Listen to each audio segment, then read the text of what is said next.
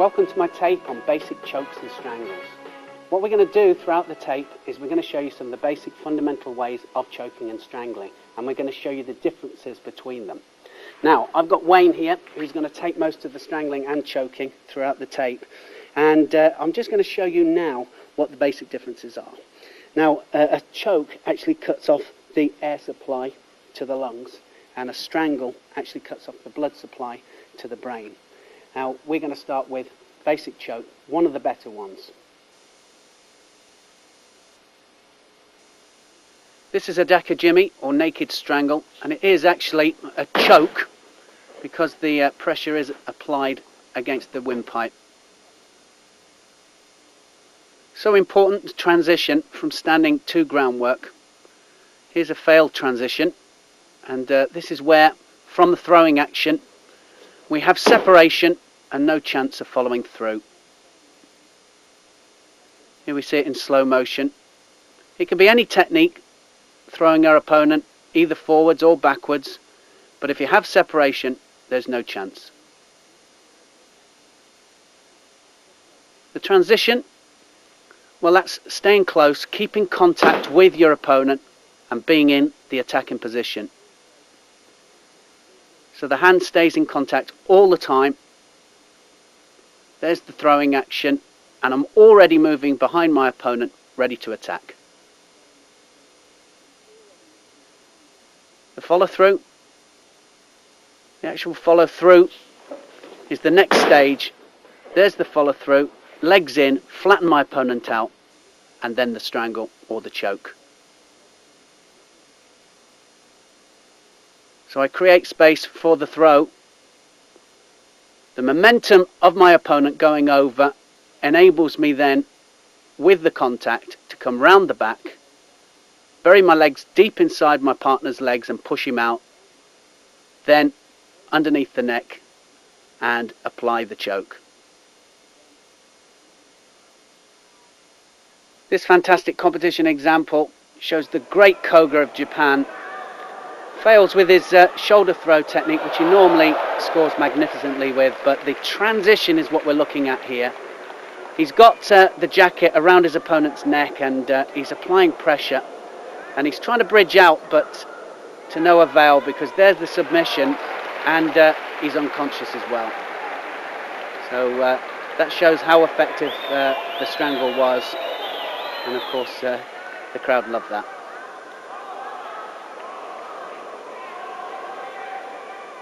So here's the shoulder throw. Fantastic lifting action with the shoulder throw, but a great twist out there by his opponent. But now he's in trouble, and Koga follows through. He's trying to flatten his opponent out. He doesn't want him to stand up. He's already got the jacket around his opponent's neck at this stage, and takes him back down to the ground. And in order to try to avoid the movement, there's the bridge, but it's still on, and the pressure's there, and of course his opponent resists for only so long, just manages a submission there, but it's too late. A dakajimi, or naked strangle, is applied by taking my legs inside my partner's legs, flattening him out, and with the forearm then placed across the windpipe. We can then apply pressure by pushing our opponent's head downwards and stopping him from breathing. The legs play such an important role, and here we're taking the legs inside our opponent's, pushing outwards, and you can see the arch there on my opponent means that I've got him fully under control. There's the legs going through. Pull the arms forwards, push the legs back. To show absolute leg control, here you can see the legs going through, push him out, and then roll without the use of my arms onto my back. There's the legs going in, there's the flatten out, and now just a roll and controlling my partner's hips all the time. In order to be able to attack with the strangle or the choke, we need to create space. You can see there, by pushing the head to the side, it gives me space, and enables me then to take the arm underneath and across the windpipe. There's the flatten out. I use my elbow to push the head to the side there, already putting pressure on my opponent, and there's the choke to finish. Even if my opponent has hold of his own jacket at the side of his neck in order to defend, by pushing the head to the side we create the necessary space. There's the defense, but by pushing the head, there's the space, and I can dive through then and apply the choke. We've changed the angle here so you can see how the actual choke works. I want you to imagine that this is where the mat is. There's the elbow to the side of the head, and then the forearm against the throat. And there's the other variation, by applying pressure to the top of the head. That's where the mat is. So imagine your opponent is face down, the elbow comes to the side of the head, there's my space, there's the dive through, and the forearm goes against the throat. To actually apply it, here's the second variation. The arm goes a bit further round this time, and by applying pressure on top of the head gets the submission. A lot of the time you can actually push the head forward by taking the hand to the back of the head. So again, still very important to take the crook of the arm to the front of the throat, and by pushing the head forward get the submission. By controlling with my legs, taking my partner's legs out first and then rolling so that I'm face up, it then gives me a chance to sit up and apply the choke. Here's the legs going through, push them out, control with my legs, and there's the turn. I've got to sit up, and then the application. Sometimes the chin can be down in defense, so in order to get through, we put our hands like a wedge and take them underneath the chin, and you can see already in pain, and then he gives it to me and the arm can go underneath and across the throat. This particular variation, although illegal in judo, still very, very effective. Chin's down, and so we use the nose in order to create enough pain and lift the chin up so that we can dive underneath and apply the choke.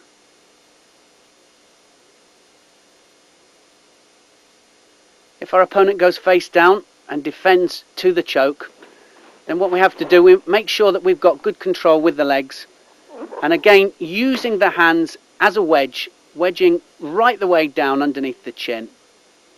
But the control with the legs is so important. Try and arch the back by pushing the legs out. There's the control, there's the wedged hands, and they go underneath the chin, and there's the application of the choke. Here's a slight variation. There it's applying pressure on top of the head this time.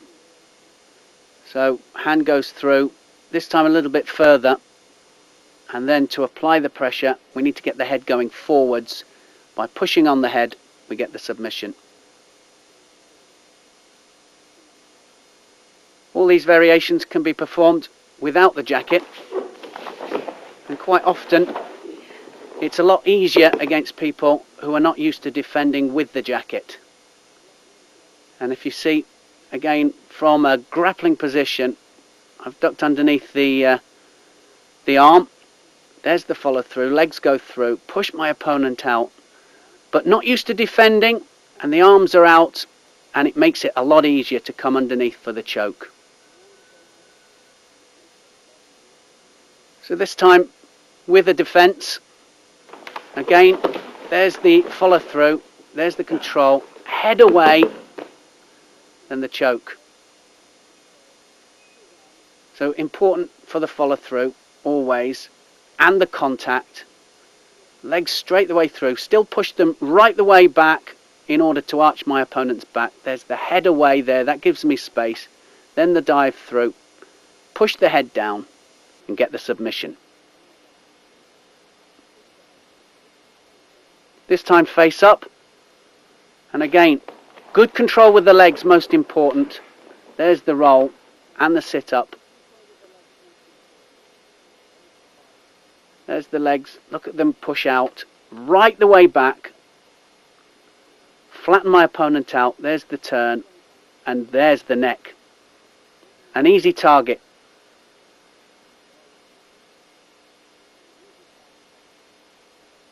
Drilling for any skill, very, very important. And to get it as precise as possible as well. Here I've got a cooperative partner. Every time I complete the movement, then my opponent sits straight back up into the start position. So the legs come over, push my opponent out. I create the space by pushing the head away. And each time completing the movement for the submission. Without a cooperative partner, sometimes you can run into difficulties and waste the repetitions. So try and make it as precise as possible. Sets of 10 is recommended. This first competition example, well, Denzine White in blue, an attempt at a throw there, but straight down into a groundwork situation. There's the legs going in.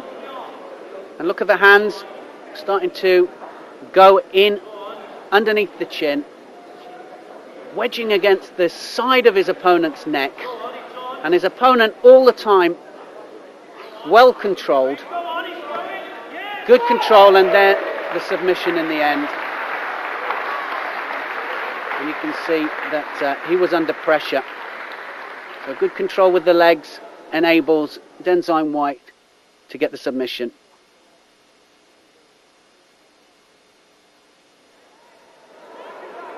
Loretta Doyle throws her opponent, follows through immediately, and her opponent, well, turns onto her face, which is a mistake. There's the legs going in. Now look at the hands start to work. So good control with the legs there. There's the hands going in, and her opponent, well, trying to turn away, but the control is too good. And there's the application. There's the strangle. She's got to submit. And you can see, tries to turn onto her back in order to turn away from the choke. But it doesn't work. Too much control. And look how she arches her back and pulls with the arm. And there it is, the submission.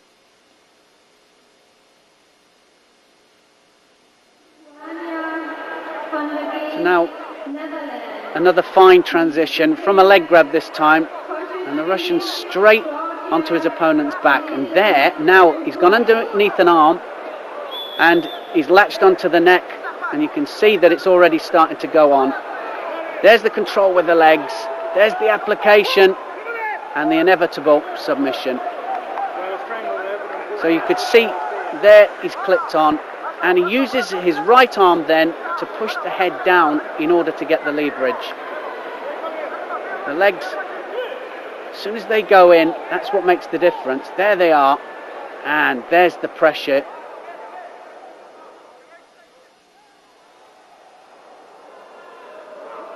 Huda Quamos, world and Olympic champion, immediately down there, and look at that for a classical naked strangle. Incredible throwing technique, didn't quite turn him, but his opponent, well, just almost lets him climb on his back. Legs go in, the neck's already sticking up. It's just an invitation for a submission. There are many attacking positions, fighting off the back. This particular one, which is an arm strangle, triangular strangle, and it means that we've got to have an arm in as well as attacking the neck. What I do is sit up in order to make contact, pull the arm across, see my right arm already against the side of the neck, then I control with the legs, pull my partner towards me. The adjustment with the legs so important. There's the control. Now by turning to the side, pulling my partner's hips in, enables me to control the movement all the way through. There's the control of the head. Twist my hips to the side and push my partner's legs out. Then pull my partner's legs towards me and then squeeze my partner's neck from the side. Positioning with the arm, so important. As I turn my hips to the side, then the wrist comes to the side of the neck.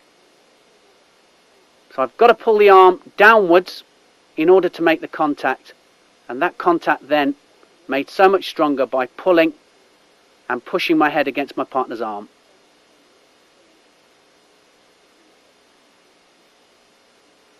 This attack without the jacket, exactly the same situation, but this time I've got to make sure that when I sit up, I grip the wrist and pull the arm across.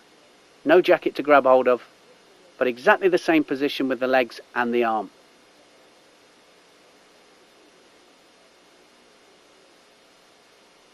This competition example shows an unusual way in. Giovinazzo, well, of Italy, Olympic silver medalist. And look how he's already applying the strangle.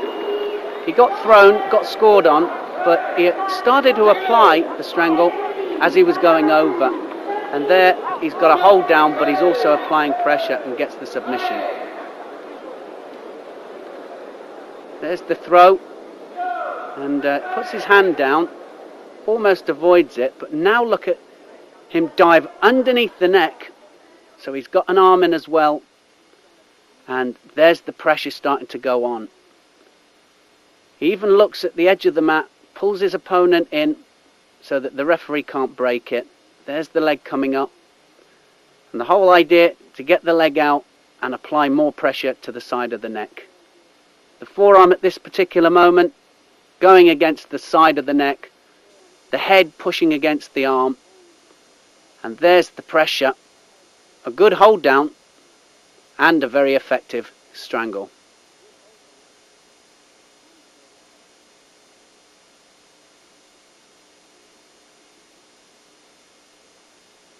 So a traditional Sangaku Jimi performed with the legs, again fighting off my back.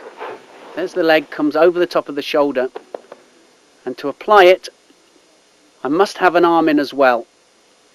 Can't quite get the angle there to turn the triangle. Turn my hips to the side, then the foot can go behind the knee, and squeezing to get the submission.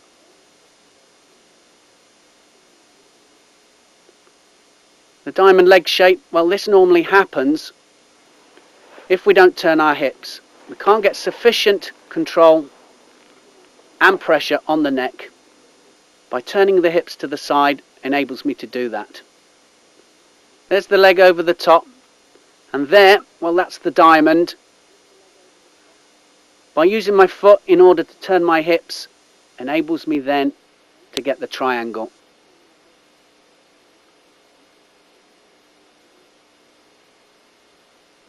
The only difference without jackets is that instead of gripping the jacket, we grip the arm, physically grip it. Exactly the same turn in order to make the triangle though. There's the arm, control. I pull my partner's head down, send the leg over. There's the turn of the hips. Now the crook of the leg can go behind my partner's neck.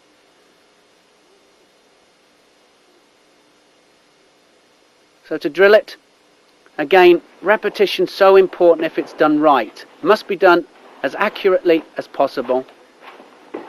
The diamond first, then the turn of the hips. So it's the catch, then the turn, then the triangle. There's the catch, there's the turn. If you do actually get the diamond, then it's up to you to make sufficient adjustments in order that the full Sangaku can be applied. This particular choke can also be performed off our back by catching the opposite lapel of our opponent, and by sitting up, the forearm goes against my partner's throat. Then by taking hold of the top of the head and pulling forwards, it applies the choke. This leg strangle can be applied by taking the right thumb into the side of the neck and once again turning the hips in order that the free leg on the outside can slip nicely over the top of my opponent's neck. By pushing downwards, we get the submission. Here's a great competition example of this exact move. Again, the Brazilian fighting off his back, and there it is, leg over the top. His opponent's trying to pull away from it, but no chance, and he gets the submission. And doesn't he look pleased about that? He looks to be in danger, likes to fight off his back though, and that can be a dangerous thing. There's the lapel grip, there's the leg over the top. Needs to get the head down. As soon as the head goes down, the strangle goes on. And of course his opponent tries to get up, stand up to break the contest, but doesn't succeed. And the Brazilian wins the match. There it is, there's the submission.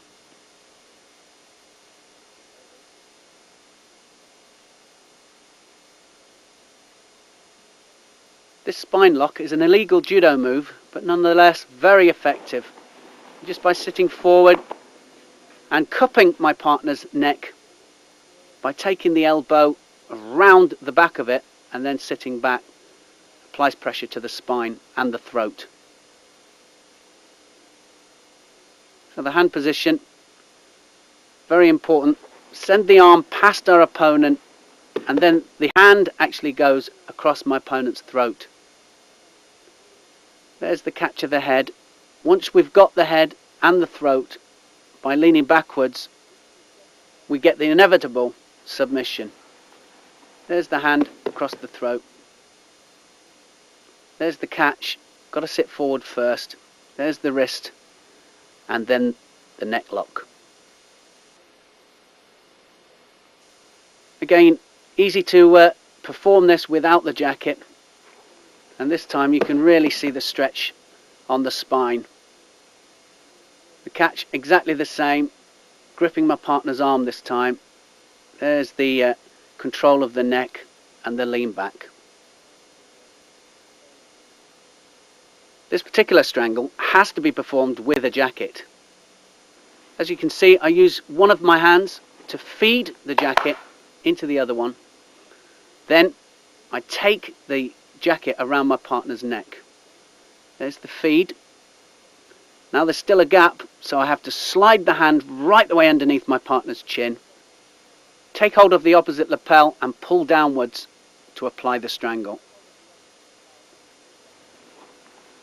This time, from a turn, there's the feed, catch hold of the opposite jacket and exactly the same application.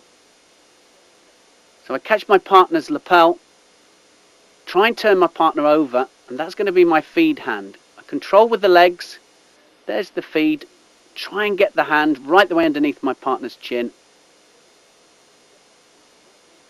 Sliding the collar, so essential for this particular technique. No contact there, pull it down, then I have contact underneath the chin. There's the catch. Now I pull it down and slide my hand right the way up. Now it's tight. Catch the opposite lapel and pull downwards, and on it goes. In order to get more leverage from this particular strangle, it's sometimes important that we take the leg over the top of the shoulder. There's the catch.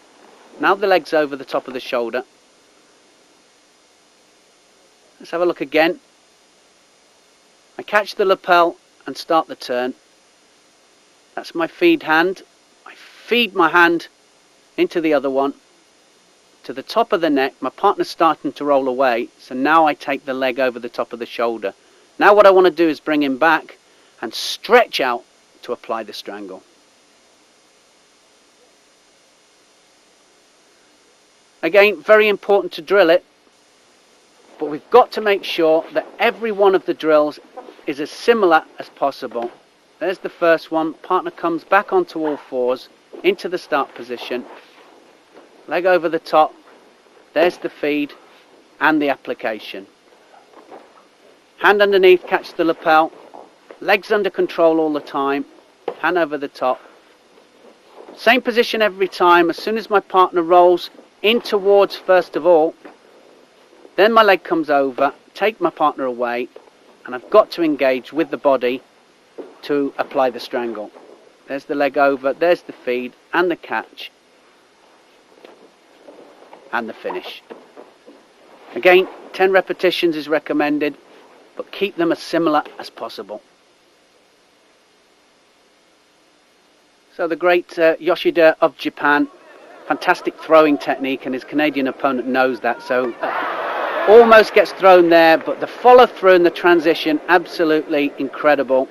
And he's already got the neck there, he's got the jacket, and now the legs over the top in order to get leverage. And look at him arching backwards, applying the pressure, and there's nothing that Keith Morgan can do other than submit.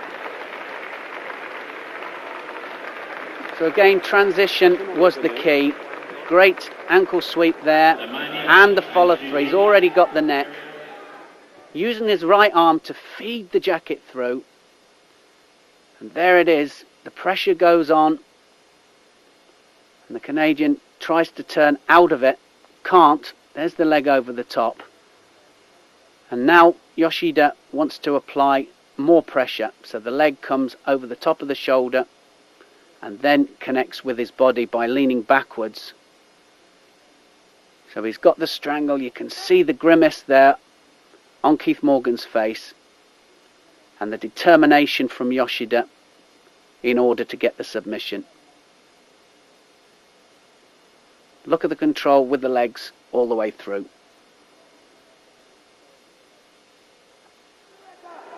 So the final of the European Championships, and Loretta Doyle of Great Britain throws Gal of Holland and follows through immediately. Look at the feed there that she gets. Legs coming over the top to get the leverage, and the strangle's on all the time, and the Dutch girl can do nothing about it. She's trying to defend. It's the final of the Europeans, and you can see now how on it was, because Gal is unconscious.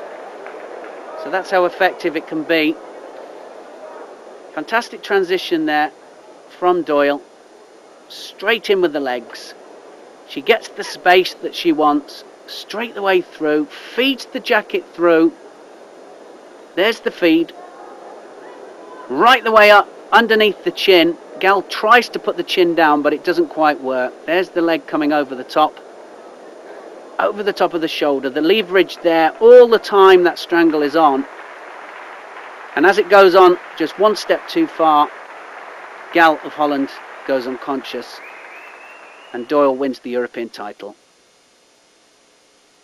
So a deadly strangle applied from a different angle maybe, and a slight variation, but very effective.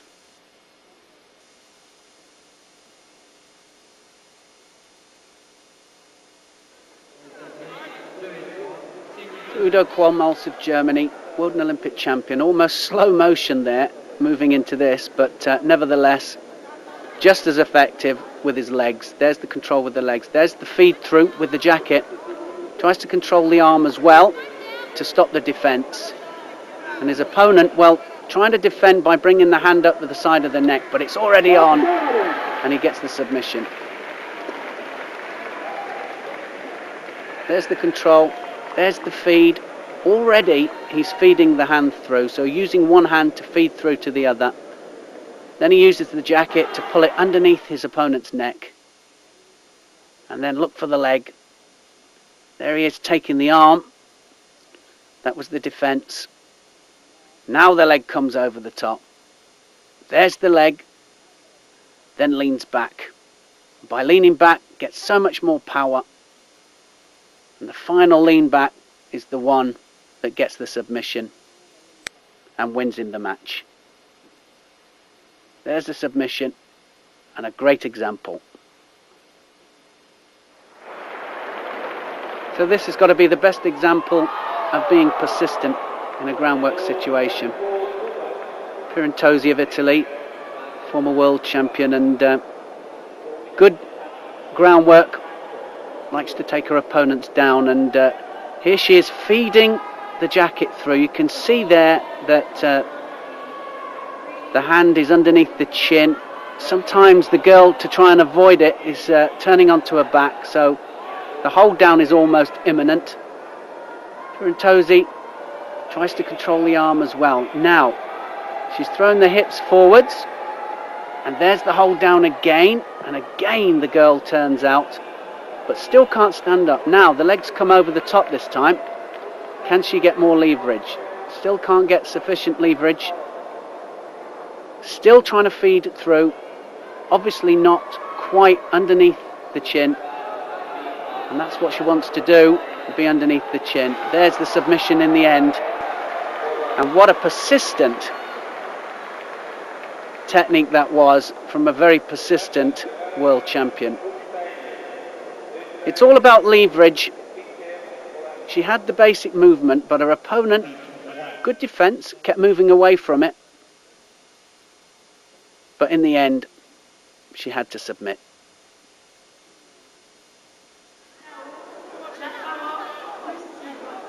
So this transition, a bit messy, but nevertheless very sharp. The Korean straight on the Brazilian's back, and the feed there with the hand already happening. Trying to control with the legs, the Korean, leaning back to get the leverage.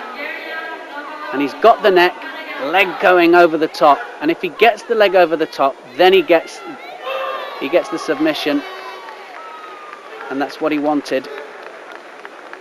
So pulls his opponent off balance, straight the way around the back, has to get the legs in order to flatten his opponent, stop him from standing up.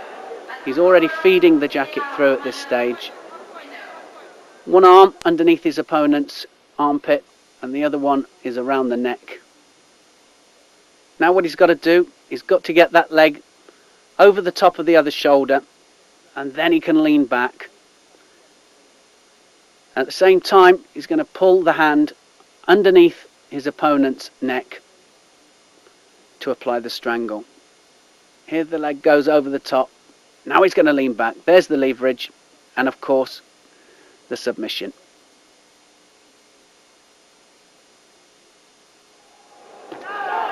This is an amazing example of transition. Chang-Soo Lee of North Korea against Alexander, the Olympic champion. So no slouch down there. But Chang-Soo Lee, so cool. He's got the strangle. And now look how cool he is. He sits forward, he can't get enough leverage. He's caught hold of the opposite jacket in order to pull his own hand to the side of Alexander's neck. And the inevitable submission at the end. Alexander stayed there just too long, hooks the arm, somersaults over to get into position. An amazing way into it. And now he's got the neck. He's got hold of his opponent's arm so he can't roll away from it. And he's leaning back, using his whole body in order to apply the strangle. Not happy with that, he sits forward, readjusts himself. It's not quite right.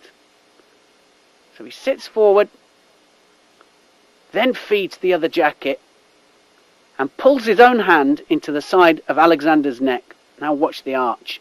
There's the arch, and the legs going over the top, and the squeeze, and of course the submission. Brilliant stuff by Chang-Soo Lee. It's kata hajime, or chicken wing. Very similar, using the left hand to feed the jacket through, but this time by taking the other hand behind the neck. At the same time, it's important that we capture one of our opponent's arms in order to stop him from rolling away from it. Here, from the double lapel turn, there's the feed and the strangle. There's the catch of the jacket. That's always going to be our feed. We start the roll, leg goes over for control. There's the feed, and the arm goes round the back of the neck to push it forward to apply the strangle. Here's the catch. There's the space and the catch of the lapel. Without this, very difficult to apply the strangle. We pull on our opponent's collar, lift him up. There's the feed of the jacket. There's the pulling action and the start of the technique. If our opponent's got his chin down, It's sometimes very difficult to make contact. By taking the wrist bone against our opponent's chin, and then by moving the hand to the side and up, we can then make contact and start the strangle. The hand then goes behind the head and tightens the whole thing up.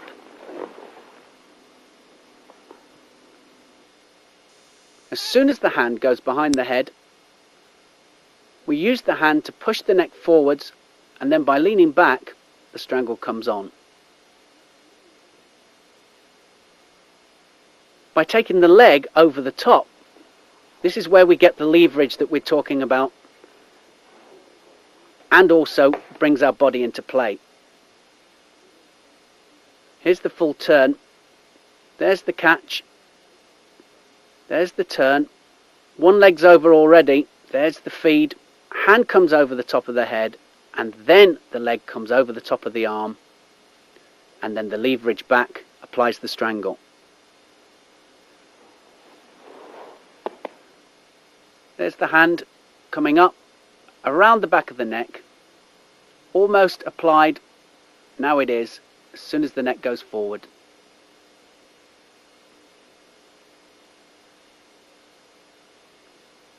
Again, to drill it, very, very important that we make it as precise as possible. There's the feed, leg coming over the top, and the leverage as well.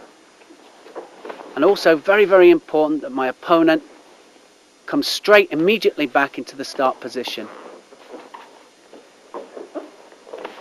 There's the turn, there's the feed, there's the leg over the top. And try, if you can, to get into the same position every time, and make sure that you get positive feedback from your opponent on how it feels when it's applied. Sets of 10 recommended, but make them as accurate as possible. These drills really do make the difference between success and failure.